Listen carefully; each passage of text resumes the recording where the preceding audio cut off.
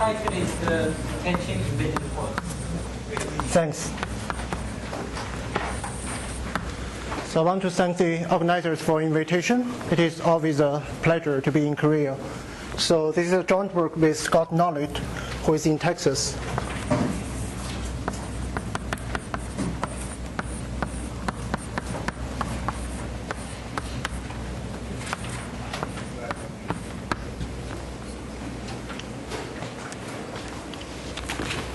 So I remember last time when I visited Korea last December, like we had a single day with 5 talks on MG-bar.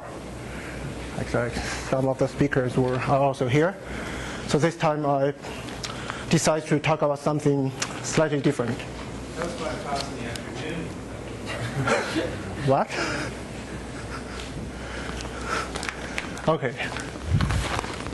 And also Ian warned me during the break I should be gentle to the audience. Like it's a long day and people start feeling tired. So I mean there's no fancy technique here. We'll see. So basically we just detach the embedded points by hand down to earth. So let's start from the motivation. So what I want to do here.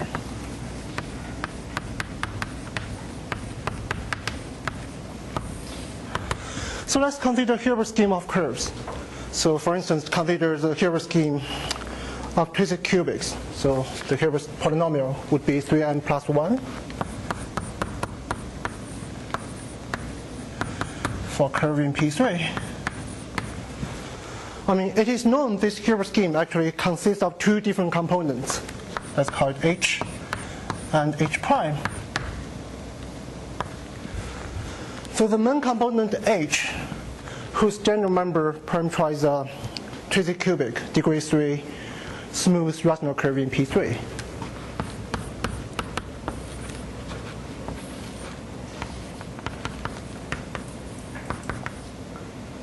In P3, okay.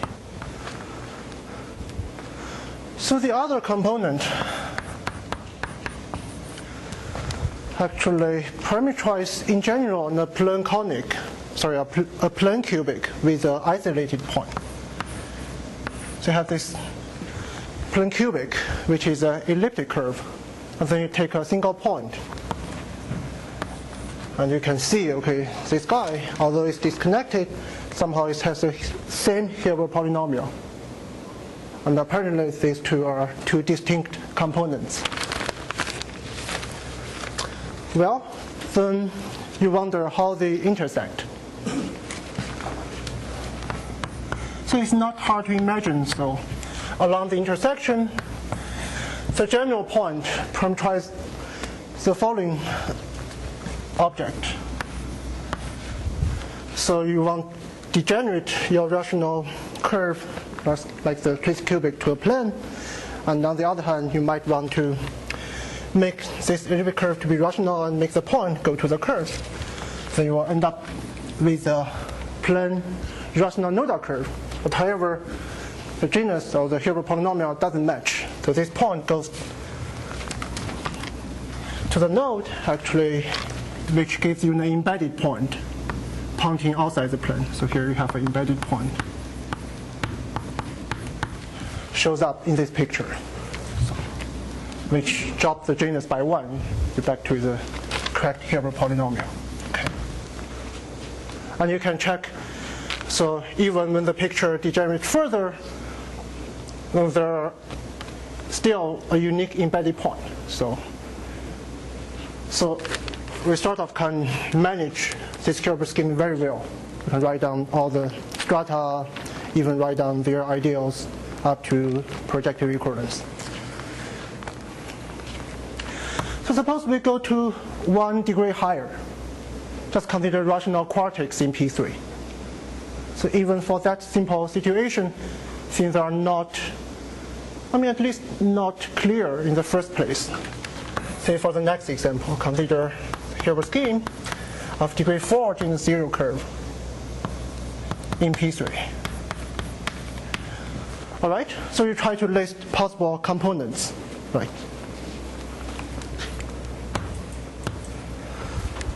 We take a smooth degree 4 rational curve in P3 that gives you some component you might be interested in. Okay. Well, you can also take something like, so this is degree 4, genus 0, smooth. You can also take, say, a plane curve.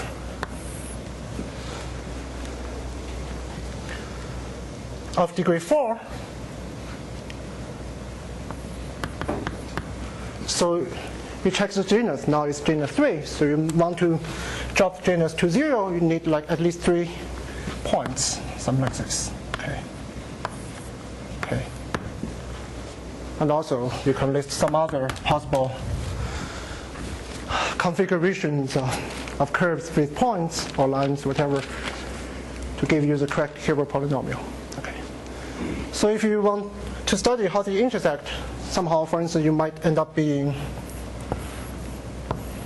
like a rational nodal quartic on this plane, like when the 3 points go to the nodes, you get like embedded point as its nodes. Okay? So it's not hard to imagine this thing appears in the intersection of these two. For instance, if you make this rational curve go to the plane, it might end up being like a rational 3-nodal curve with like embedded point, which remembers the degeneration from P3, because the original curve is not planar. So things could be even worse. Say, you can make your base curve to be non-reduced. So you could get a planar quadruple lens, multiplicity 4 line. Okay, and so that takes care of this degree 4. And these embedded points might go together. You get a very nasty embedded points of higher multiplicity, say multiplicity 3. So this is a embedded point of multiplicity 3. Okay. So here, sorry.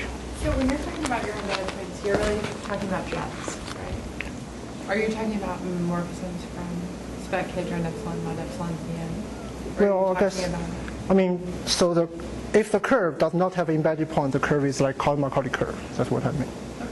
Yeah. It's just purely one-dimensional without, yeah. But I never use the language of jets, so. But you're drawing in arrows, so that means. Oh, that means like there's some direction. For instance, this embedded point is not planar. It's not counting the plane somehow. Okay. Yeah, it doesn't matter. Let me. If it's confusing, let me erase this guy. Yeah. I'm just saying like there are different choices for embedded points. Yeah. But somehow the multiplicity is determined because you have the fixed Hilbert polynomial. Yeah, I'll give you detail later. So here already comes some question. You could imagine somehow it is possible you have a very nasty embedded point of higher multiplicity, which is unclear whether it can be smoothed out, whether it is a limit, say, of a smooth rational quartic, or it is a limit of this guy with 3 isolated points. So in other words, how do you recognize something like that can be in a flat limit of a nicer family? So I want to pose the following general question. The question I want to ask, just in general, suppose I take a subscheme in Pn with an embedded point.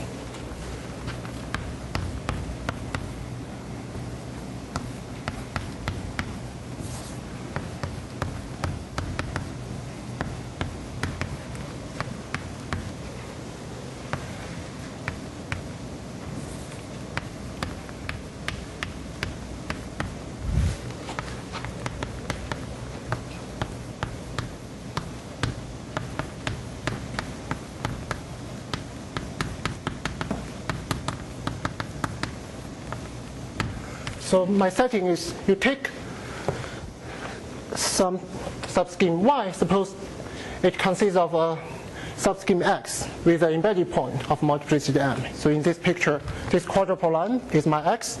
So this embedded point of multiplicity 3 with this quadruple line is this Y. Okay. So the question is, so can Y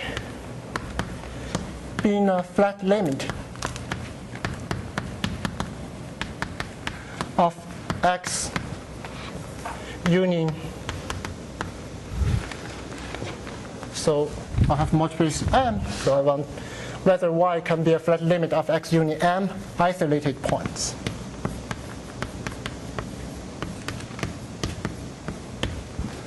So back to this baby example, it means whether this guy could be a flat limit of this planar quadrupole length with 3 isolated points.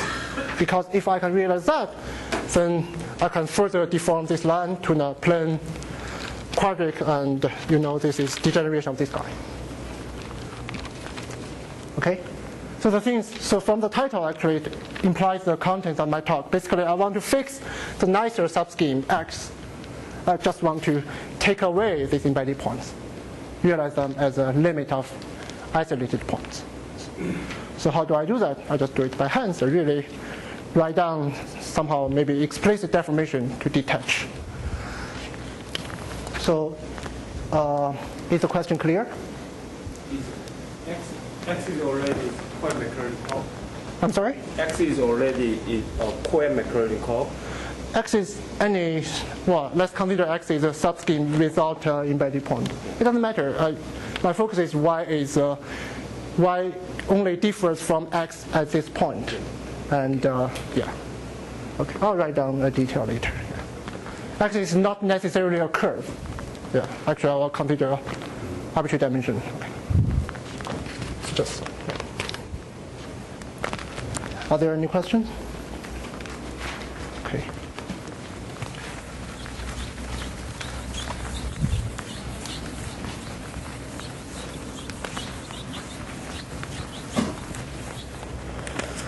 All right.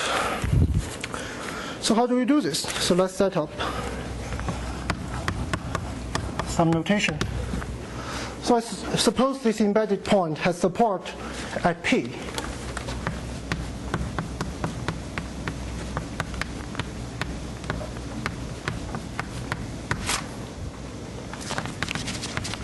Supported at a point P in the subscheme X. And so X actually is a subscheme of Y, right? Because Y has a actual embedded point. So you have following short exact sequence connecting their ideal sheaves.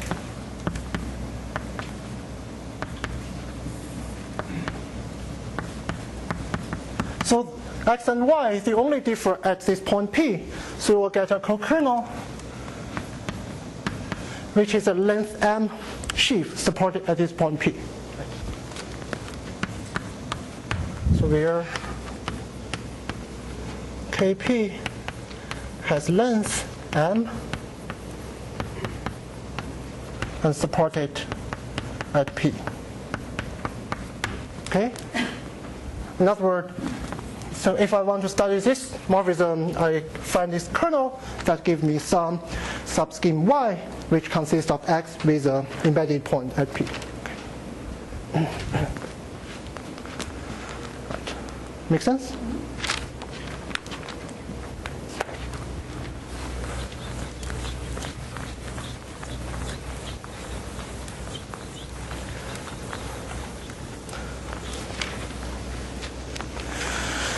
So let's do a warm-up example.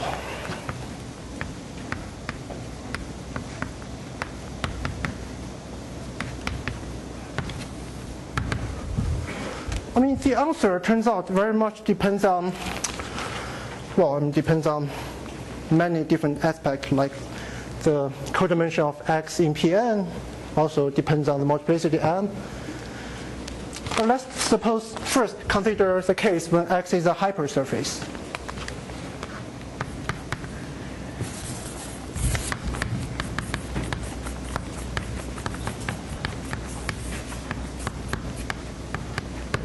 Okay, maybe let me write down its ideal, just generated by a single equation F. Okay. So in this situation, so you look at this exact sequence, you want to find a surjective morphism Ix maps to Kp. So since this guy is surjective, and this ideal Ix is one generated by a single element, so this sheaf Kp actually is principal. You can regard it as a structure sheaf of some zero-dimensional subscheme supported at this point P. So in this case, we can rewrite Kp isomorphic to some zero-dimensional subscheme C,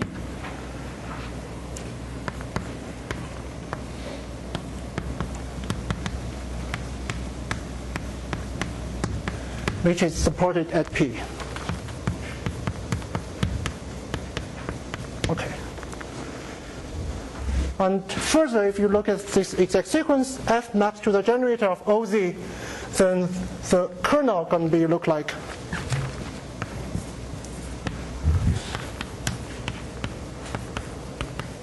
just F times the ideal of this subscheme Z. Okay? Right. Because F maps to the generator, you want to find the kernel, you just basically have to kill F. How do you kill? You just kill it by multiply by the ideal of Z. Because K is the structure of project space mod J, mod IZ. So if you multiply by IZ, basically all element here maps to 0 in OZ, right? So now it becomes quite clear how you detach the embedded points. So we just draw a picture. So it must be like this. So here is my hypersurface F. And so suppose here is P with the embedded structure Z. This is certain embedded point. Okay. Let me write down X, just defined by this single equation. So I just naively take a family of, actually it's an isotrivial family. I just take a family of zero-dimensional subscheme. All the members are isomorphic to Z, like this. I'll take something like call it ZT, okay, away from my hypersurface X. I just make it go to Z. So correspondingly, I can define the deformation of Y like this. I define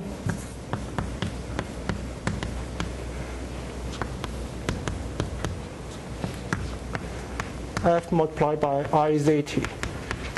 Okay? Since ZT is away from X, if you look at the corresponding scheme, then YT consists of this X defined by X, F union a zero-dimensional subscheme ZT away from the hypersurface X. Okay?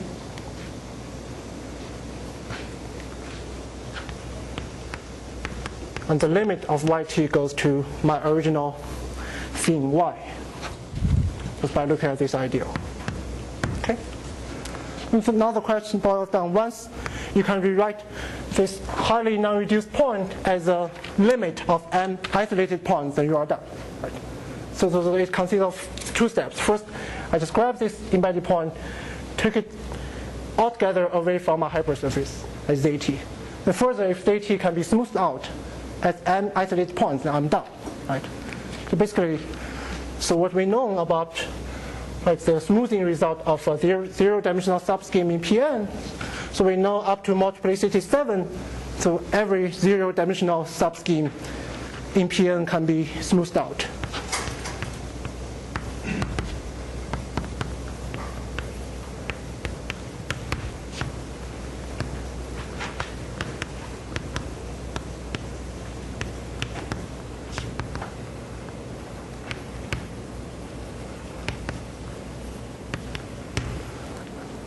So in other words, if I consider the multiplicity m smaller than 8, I can always represent this ZT as a limit of m isolated points, like this. So this m isolated points whose limit give you ZT. You compose the two steps together that finish the detaching process. So for the hypersurface, at least you know up to 7 you can detach. So it's very simple. Does it make sense? Yeah, but this really reveals the general strategy how you do this kind of thing. Once you know. You always do from ZT to m isolated point. Up to multiplicity 7. Yeah. I know for 8 points in P4, I think there's an example where the Hilbert scheme of points consists of two different components. Does it depend on the PN? This multiplicity certainly depends on Pn, but here I'm saying for any n. Okay. For instance, for n equals 3, I think the minimal value of m is still unknown. Can you do with multiple embedded points? Multiple embedded points simultaneously? I mean, it doesn't matter, right? Because it's a local question. As long as I have, it's really a local question, right? Yeah. So you can have multiple embedded points, but it's a local question. So any other questions? Do you really have a counterexample for n equals 8? That just because the Hilbert scheme consists of two components?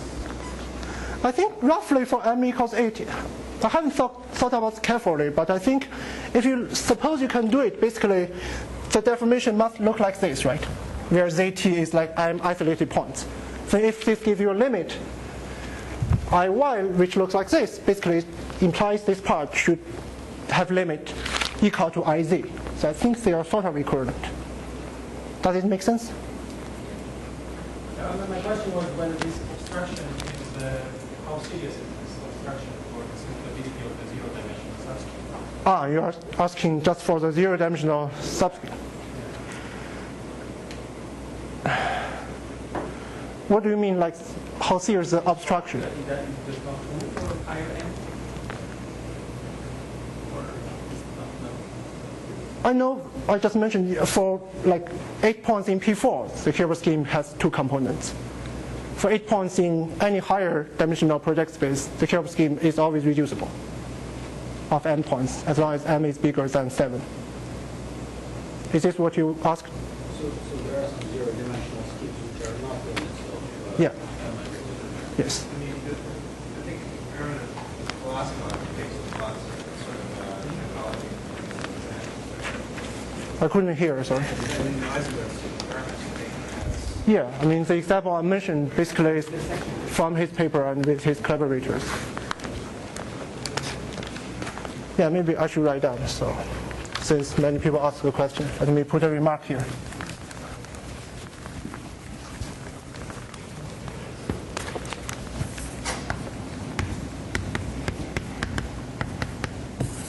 So here, 8 points in P4 has two components. Okay, it's reducible, and you can replace this by n, or I think, well, yeah. Let me leave it as this. Okay. Yeah. And this is the example, as Ian pointed out, figured out by Daniel Ehrman and like 3 other collaborators. Make sense? But why these two components are related? It's not a field. Yeah, because this part, if you take a zt here, so somehow, which is not a limit of the 8 isolated points. So since this guy is a multiplicity 8 point, so I want to realize it as a limit of 8 isolated points. So I cannot do it because it's not. A general number here is not. Otherwise, this Hilbert scheme is irreducible.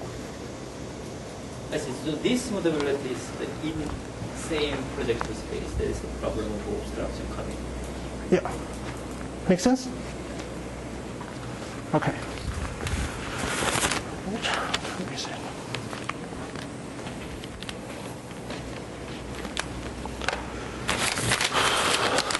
Let's go to higher codimension of X. So here we just looked at the case, codimension 1.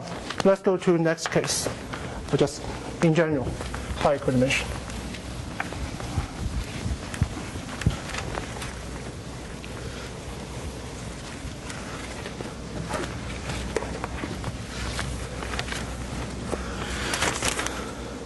So actually the next case, codimension 2, is basically a boundary case. That's a case you can really do something. And if you go to higher codimension, I can show you examples where things go wild. So let me first write down the main results, then I'll explain. To myself with knowledge.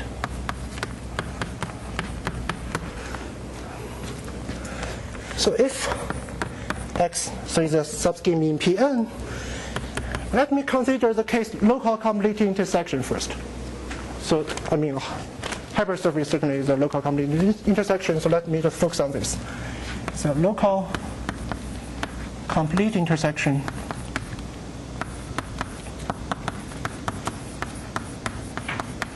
of write LCI for short from now on of codimension 2 in Pn. And suppose the multiplicity of these embedded points is at most 3.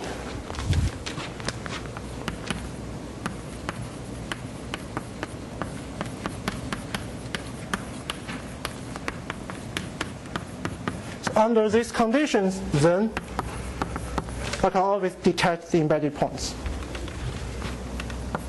I will simply write it detachable, which means it can be realized as a limit of a family consisting of x and m isolated points.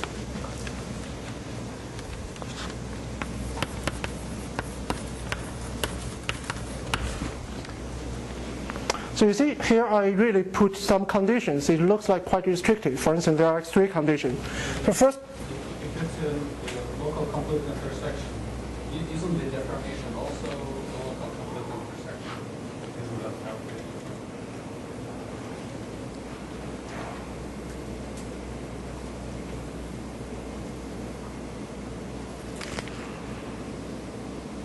I think it's an open. It's not X union C. No, I'm saying x. X is the one without embedded points. Reduced Yeah. part. Reduced. Well, it's not reduced. Complete intersection could be non-reduced. Right. I'm saying the one without embedded points. Yeah. The whole scheme is not those here. No, the whole scheme with the embedded point. Yeah, so y is really x with the embedded points. Always fix the notation.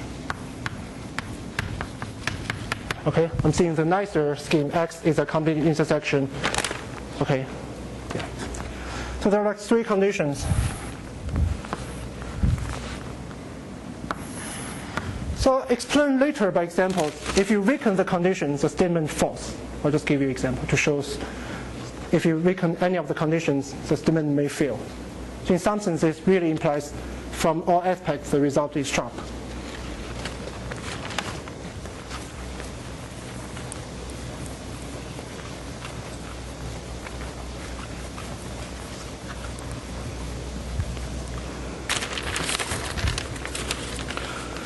Also, we go back to the short exact sequence which defines the embedded point structure.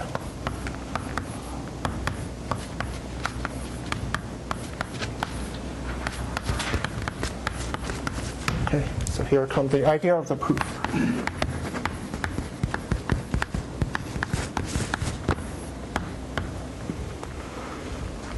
So roughly speaking, you just turn your attention to this part. So first, so since I only focus on embedded point of multiplicity at most 3, you can classify this length m sheaf. And you have not a long list. Then you study, okay, since x is a complete intersection, you can try to understand this morphism and try to just deform it explicitly. So this is basically how we do it. So first, so since length of this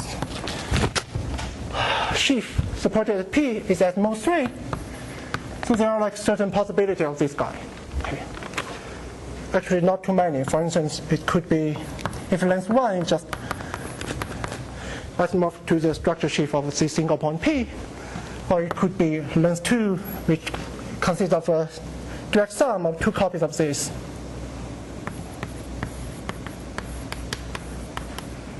So this is the first term. I mean, you cannot have like more than 2 copies because this ideal under my condition is of convention 2 is 2 generated. So I mean, you stop here. So maybe let's assume this guy is generated by F and G. Okay. So which implies this KP can be at most 2 generated. Otherwise, you wouldn't have a surjective map. And also, like some other situation, you could have, say, KP is a structure sheaf of a double point, so which certainly is not a direct sum. Or in general, if you go to multiplicity 3, it's a structure sheaf of a triple point. And triple point actually also consists of two different types. Could be curvilinear triple point or fat point, which is not contained in a smooth curve. So we are, as before, Z is the length at most 3, zero-dimensional subscheme, supported at P. Okay. So I just mentioned, so Z could be curvilinear on a planar fat point. So either Z is curvilinear, like a double point containing a line, on a triple point containing a smooth conic, a triple point containing a line curve. Or they could be in a planar fat point.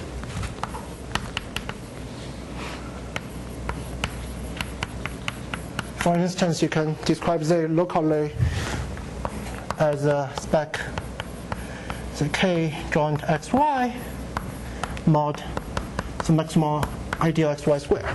Okay. Right. So these are some possibilities. So there's another one we haven't caught, which is quite different from all the members on the list.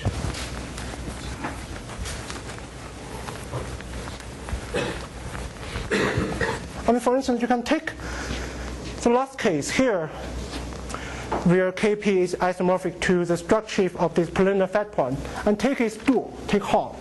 It still has length 3. But if you dualize it, the new guy is very different from any of them. So there's one more case we need to take care.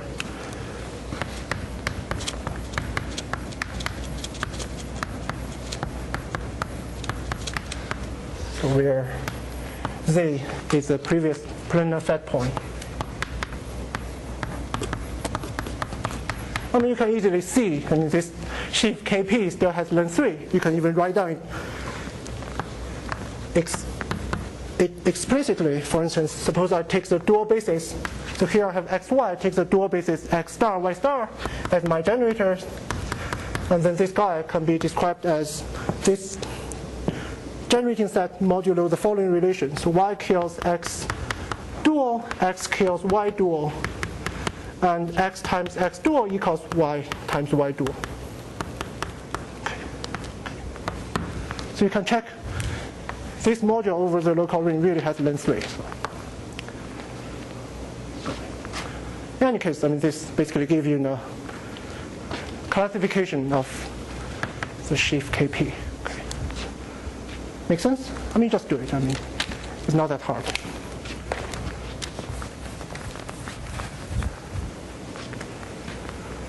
All right.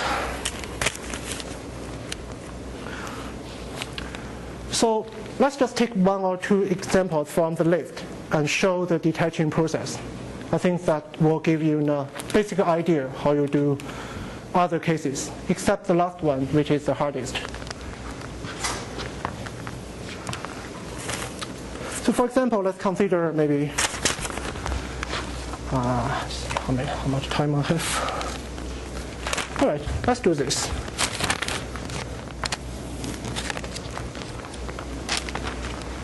So maybe supposing case 1, let's consider a double embedded points of multiplicity 2, which the co-kernel consists of like 2 copies of structure for P. Okay. So by changing your generator, you may assume like one generator maps to 1, 0, and the other generator maps to 0, 1, which gives you this surjection phase.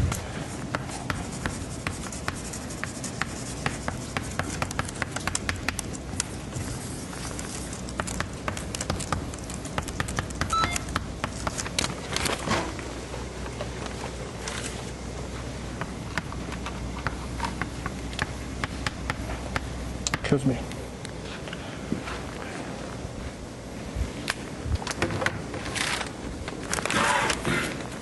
All right, so you have this map phi. You can look at the kernel, which defines this non-reduced scheme Y. So basically, the idea of Y looks like, well, you have to kill both F and G because they map to non-zero element. You get F times IP and G times ID of P. Okay. So you do this, you can check all the elements here, which actually map to 0 under phi. Okay. And moreover, there is a hidden relation. So you have two generators. For instance, there's a relation you always need to pay attention to. So if you write down phi fg, okay, this guy can be represented in two different ways. So you can write it as f times phi g, which gives you 0f. Okay? You can also write it the other way around, g times phi f, which gives you g0. Okay? But they must be the same element inside OP plus OP. Right? So this tells you basically f and g are both contained in the idea of p. Because this guy OP is really O mod IP, right? So that's the only way you kill f and g. Make sense? That means if such map is possible, this is a condition imposed on f and g. Otherwise, it's not well defined. Okay. All right. Then I want to detach this embedded point explicitly as follows.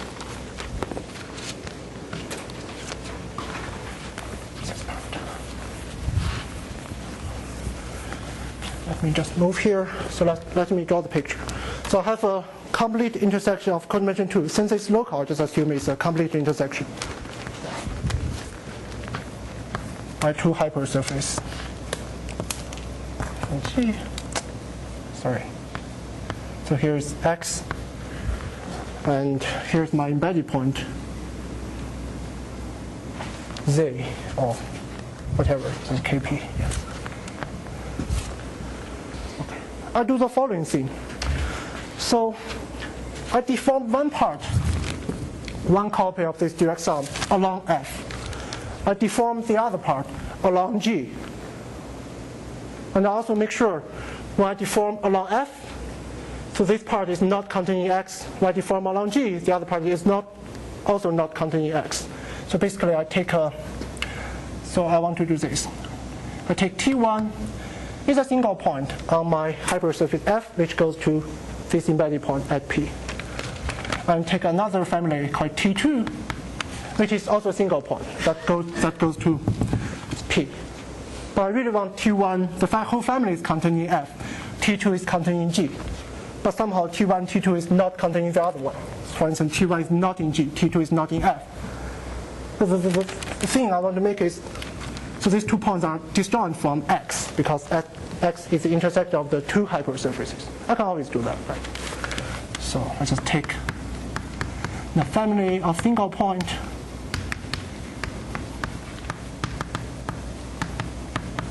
Let's call it P1.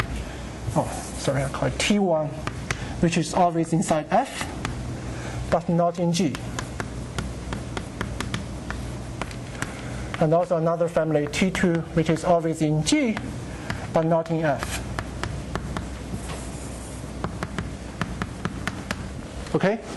So I can write down the deformation explicitly on the ideal level. Let me write down I, yt.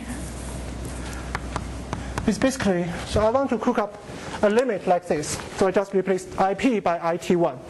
Replace the other copy IP by IT2.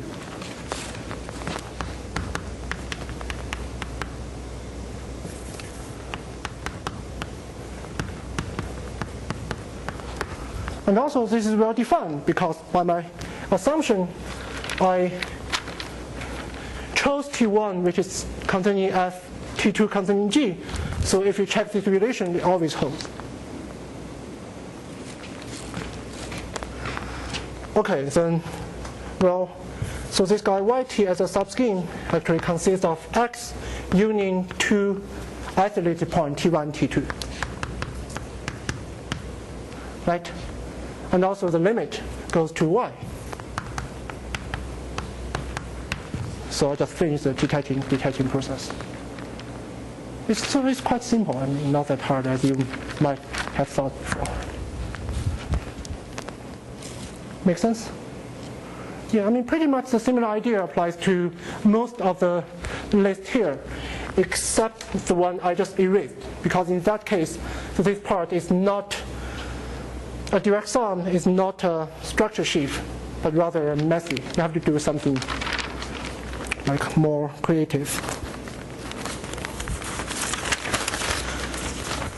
Anyway, so I think the interesting part in this work is that, so at the beginning we thought, okay, because it heavily relies on the classification of this length M sheaf, right? If you go to higher multiplicity, you consider a quadruple point, whatever, then things get messy pretty quickly. But actually, we found, well, if you consider the question from the other aspect, if you weaken these conditions, actually you can find examples where the embedded structure cannot be detached. So I'll show you 3 examples.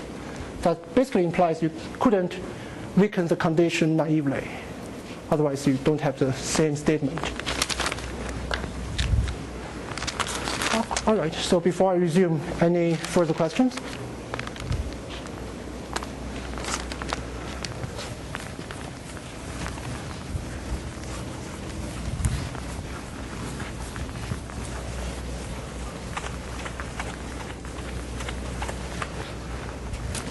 So example 1.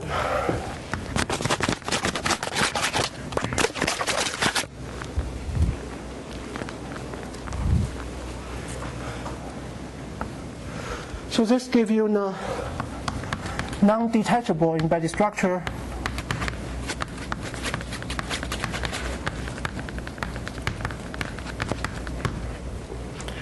Actually, a non-detachable double embedded structure. Let me just write down double embedded point.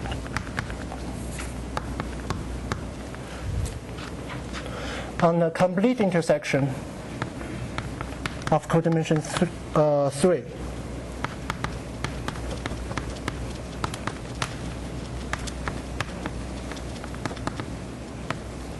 Okay.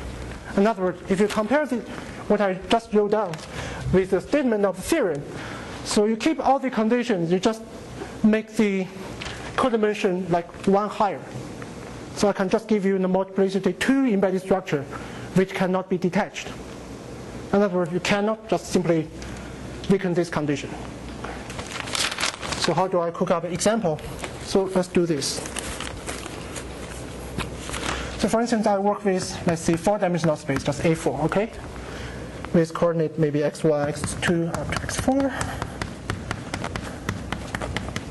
Okay. So I give you a complete intersection curve, which is cut out by like 3 hypersurfaces. Let x be a curve.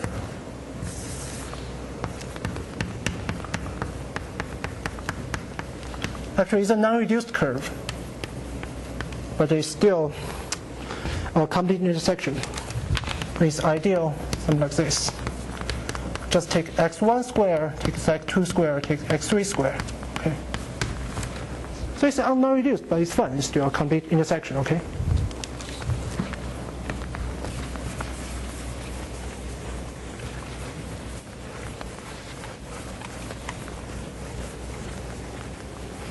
Okay. So now I want to do a dimension count for possible embedded structures, like in double point structures. So I look at this exact sequence.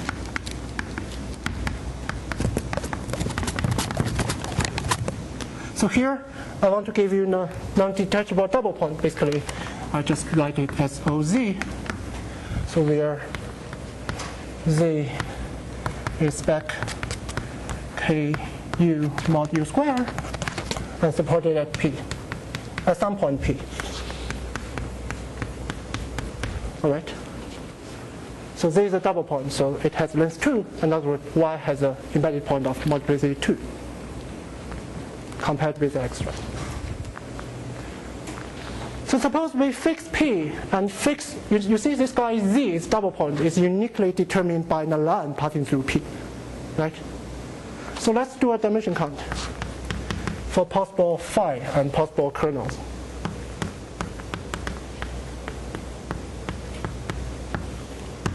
So certainly I can move P along X, right? So there's a one-dimensional choice for P for choosing P in X.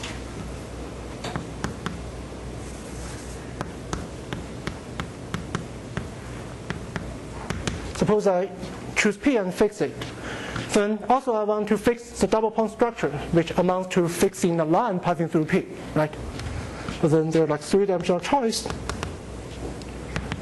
for choosing the line or choosing the double point at P.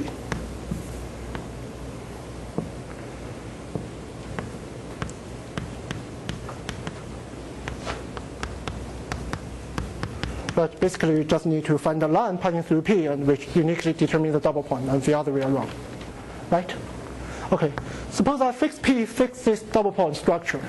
Then now it boils down to determine like what is the dimension of choice for choosing this morphism phi, and how does it affect the kernel, okay?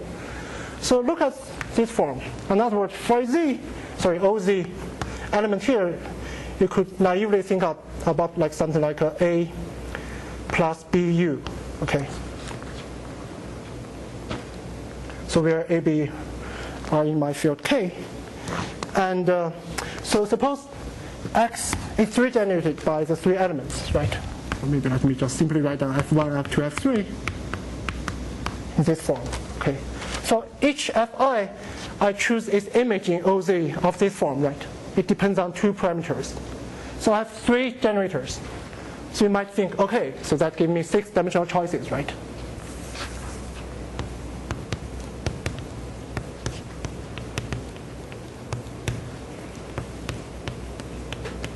For choosing the image of the generators.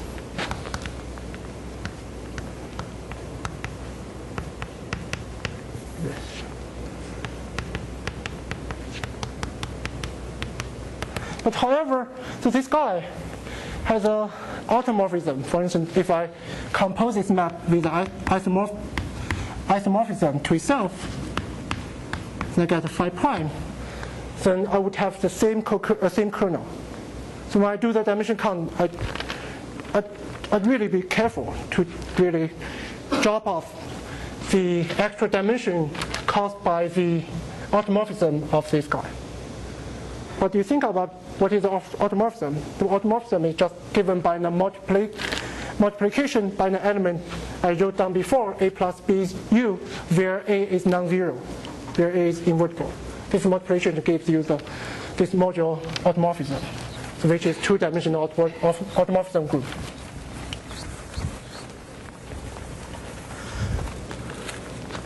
So, but automorphism basically it's two-dimension. You should consider really by multiplication by an element like A plus BU, where A is non-zero. Okay, so this really induces automorphism. If you compose this map with the automorphism, they have the same kernel. So when I do the dimension count, I really get, if I only concern about the kernel, I should get a four-dimensional different kernel.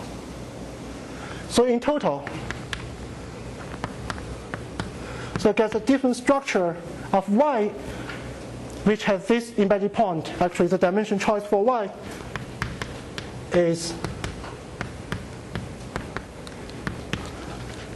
1 plus 3 plus 6 minus 2, which is 8. Now you see why I'm doing this. Because if you take a family of 4 points in A4, so that locus also has dimension 8. This 8 is the same as the dimension of the family of 2 points in P4. 2 points in P4. So I gave you an 8-dimensional family whose general member consists of X union certain double points. Now if you consider all the possibility of 2 points, isolated points in A4, that also gives you an 8-dimensional space. So one cannot be contained in the other. In other words, a general such double point structure cannot be realized at the limit of X union two isolated points. Right? So this is just dimension count strategies. It tells a general such Y is non-detachable.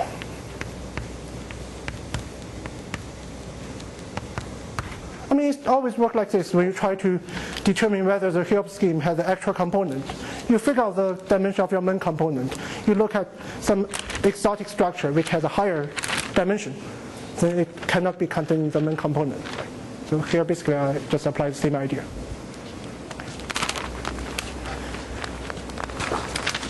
Okay. So let's go to another example.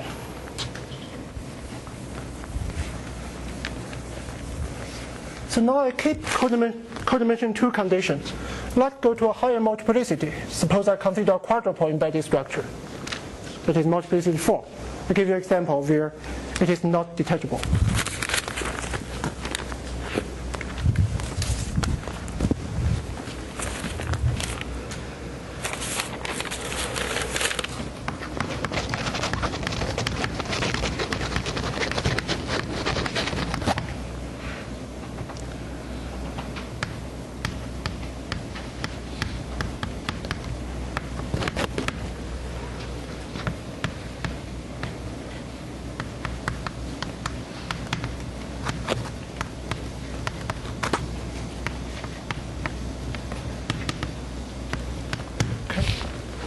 So this just prevents us from going higher multiplicity. So at the best, you can do up to 3.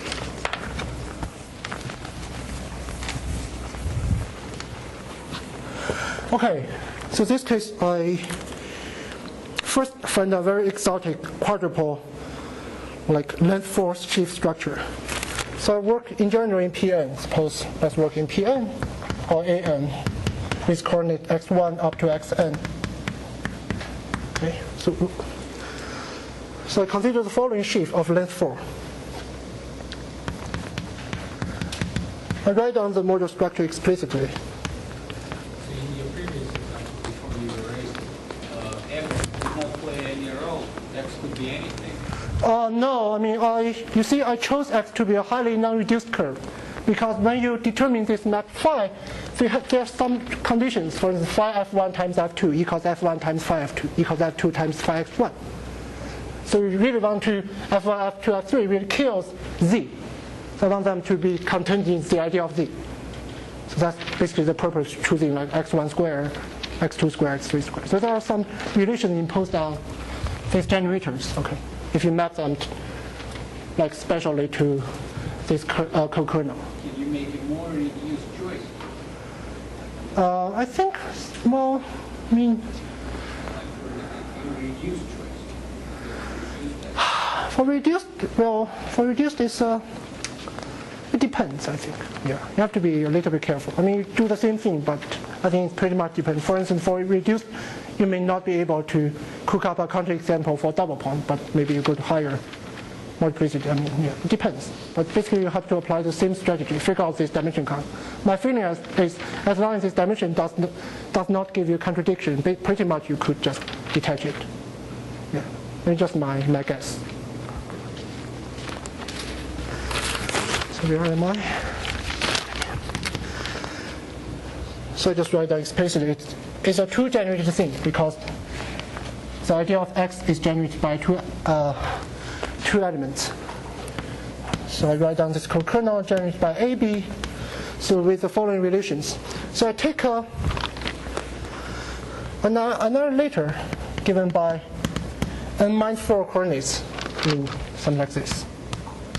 I should write down the structure is isomorphic to this one. I just take one special representation.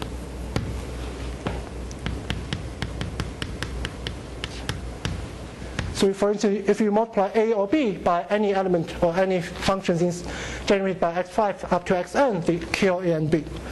So there are four remaining parts, x1 up to x4. I want xn1 and x2 kills A, and x3, x4 kill B. But for x3 times A, I want it to be equal to x1 times B, and then x4 times A, I want it to be equal to x2 times B. Okay. So you can check if you write down this which looks very strange. But it has length 4 and supported at P. Okay. So which cannot be cannot be realized as a structure sheaf, right? Because it's two-generated, it's not principal. In any case, so we can do a similar dimension count to conclude detachable, non-detachable.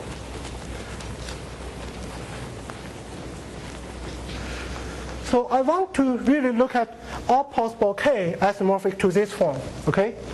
So first, I can move P along this complete intersection X. So I have n-2 dimensional choice for P, for choosing P on X. And for the fixed P, I look at a length 4 sheaf, which is isomorphic to this, right? I have to choose an annihilator linear subspace with dimension n-4, right? So that gives me at least dimension G n-4n, which is 4 times n-4 at least. Dimensional choice for choosing this Kp.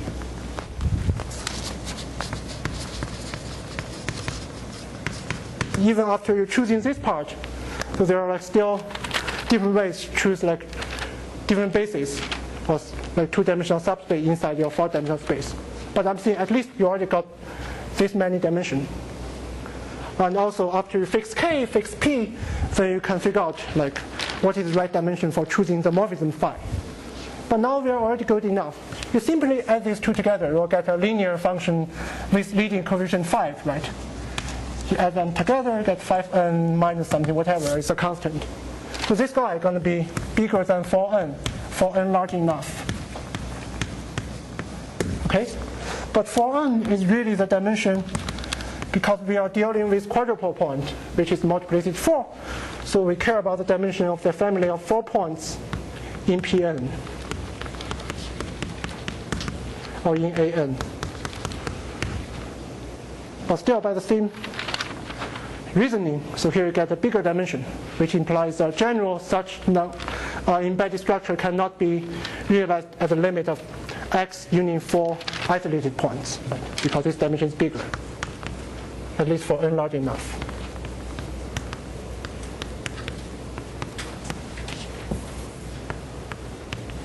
Okay? All right, so the last 3 minutes, I'll just mention the final example. So suppose you now,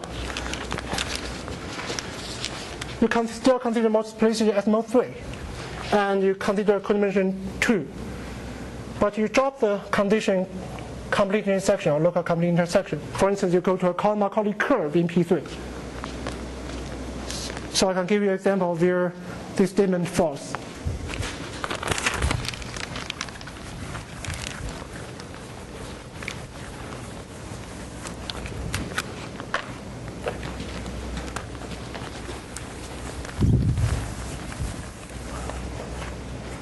Maybe I'll just write down the statement and stop.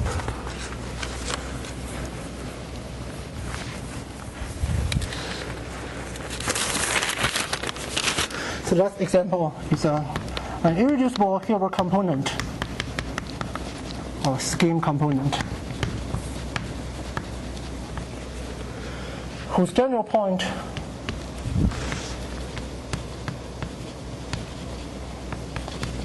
parameterizes a Cohen-Macaulay curve in P3. In particular, this Cohen-Macaulay curve does not have embedded points, okay, but it may not be complete intersection or local complete intersection with a single embedded point, and that were the embedded point of multiplicity 1.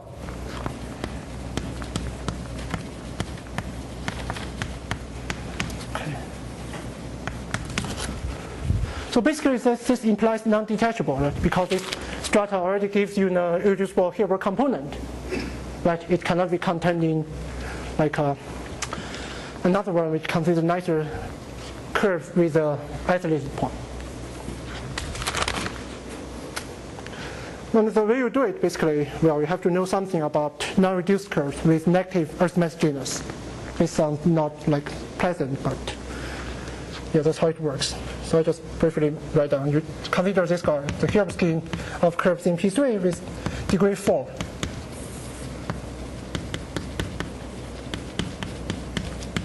Okay, so where G is highly negative.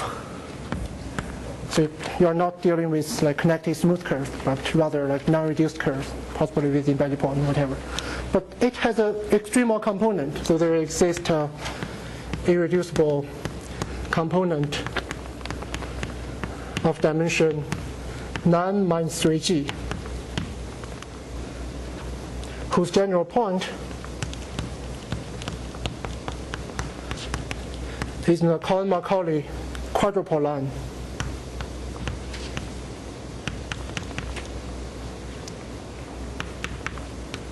With a multiplicity 4 non-reduced, like wholly non-reduced scheme structures supported on the line, but there is no embedded point. Okay. Then you go to the next one. You just add any possible single embedded point to a curve containing this component. Then you just add an embedded point to any C which is parameterized in this component that's called U. And you can check if you add it in arbitrary way, you will get a locus of V which has dimension 3 more. This guy U has dimension 9 minus 3G. You will get the next one like 12 minus 3G, and whose general member is this Cohen-Macaulay quadrupole line with a single embedded point.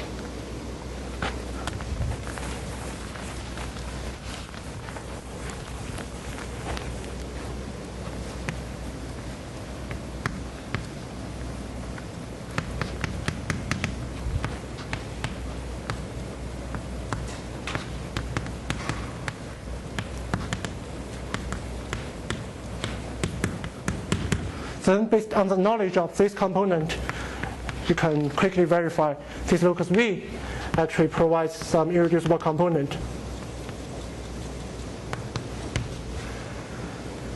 Okay, so I showed 3 examples which basically correspond to the 3 conditions here. You cannot drop this one to Cohen-Macaulay, just in the case of curve. Here you cannot drop to higher codimension. So here, if you work with higher multiplicity, it is also false. So in some sense, I feel like this might be some coincidence why it works like this, but this is how it works. I think I'll stop here. Thank you.